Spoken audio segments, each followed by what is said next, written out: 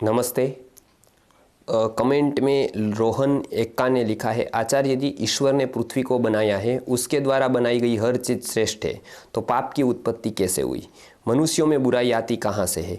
ईश्वर द्वारा बनाई गई प्रकृति को देखता हूँ तो ऐसा लगता है कि ईश्वर ने की बुराई को बनाया है। जैसे बंदर हमेशा ही लोगों की चीज़ें चुरा लेता है, मांसाहारी जानवर हिंसा द्वारा दूसरे जानवर को मारकर खाता है।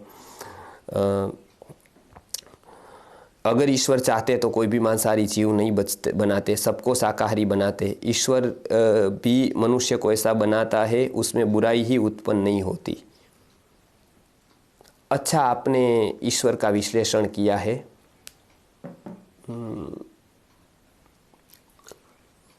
ऐसे आप देखते जाएंगे तो जगत में पूरी अव्यवस्था दिखेगी। देखने का एक तरीका होता है, वो अपने अपने पर एक विशेषता है। आप किस दृष्टि से विश्व को देखते हैं। संस्कृत के एक कवि की बात है, वो जा रहा था और देख रहा था सब कुछ सृष्टि, बुद्धिमान था, ऐसे आपके जैसे ही उसको प्रश्न उठे। उसने विचार किया, गंधम सुवर्णे गंधस सुवर्णे फल इक्षुदंडे नाकारी पुष्पम खलु चंदनेशु। उसने देखा कि गंधस सुवर्ण, सुवर्ण कितना कीमती है, उसमें यदि सुगंध हो जाती तो कितना होता, सोने में सुगंध मिल जाती तो कितनी भाव, उसकी कितनी कीमत बढ़ जाती। सुगंध के शौकीन उसको लेने लगते।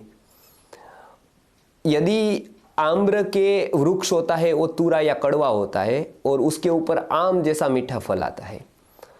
यदि गन्ना है वो खुद इतना मीठा है, उस पर फल आते तो कितना बड़ा हो जाता। विधाता ने यहाँ गलती कर दी, गन्ने पर फल नहीं लगाए। चंदन का वृक्ष इतना सुगंधी होता है, उस पर फूल आ जाते तो कितने सुगंधी होते। फूल चंदन के नहीं होते, अलग अलग गुलाब के होते हैं, मोगरा होता है, चंपा होता है, लेकिन उसके वृक्ष सुगंधी नहीं है। चंदन तो खुद वृक्ष सुगंधी है, उस पर फूल लगते तो कितने सुगंधी। नाकारी पुष्पम खलु चंदनेशु। विद्वान धनाढ्य होता तो कितना काम कर पाता। भूप राजा दीर्घजीवी हो जाता तो कितना कार्य होता। अच्छा राजा ज्यादा जिंदा नहीं रह पाता है। तो धातु पुरा नकोपि बुद्धि दो भूत। किसी ने ब्रह्मा को बुद्धि नहीं दी, इसलिए ऐसी सृष्टि बना दी जिसमें कोई व्यवस्था नहीं है। यही प्रश्न जैसे आपका है कि ईश्वर ने ये सब क्यों किया, ये सब पाप की उत्पत्ति क्यों की, इतनी अव्यवस्था क्यों की, इतने लोग भूखे क्यों मर रहे हैं, वो सब आगे के प्रश्न है, लेकिन इससे जुड़े हुए हैं। वो कवि आगे जाता है और थक गया है, क्योंकि मानसिक रूप से उसको ये प्रश्नों के जवाब नहीं मिलते हैं, थक गया है। अचानक वो एक नीम के नीचे सो जाता है।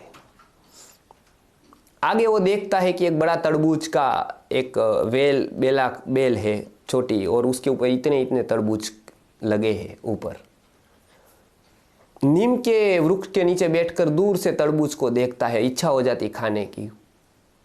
फिर उसको लगता है कि ये इतना बड़ा नीम का पेड़, उसमें इतना सा छोटा सा फल, और वो तरबूज का वेला इतना पतला और इसमें इतना बड़ा फल। फिर ये गलती की भगवान ने।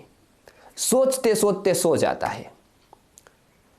थोड़ा हवा आती है, थोड़ी हवा आई और 10-15 टप टप नीम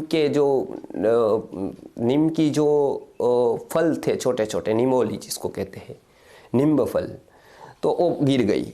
15-20 एकदम गिर गई उसके माथे पर, उधर उधर सब जगह पर। वो विचार करने लगा कि यदि इसमें तरबूज होते तो मेरी क्या हालत होती। इतना बड़ा तरबूज 15 लगाए होते, नीम के नीचे में सो जाता और 15 तरबूज पड़ते तो मैं शायद मर भी सकता था।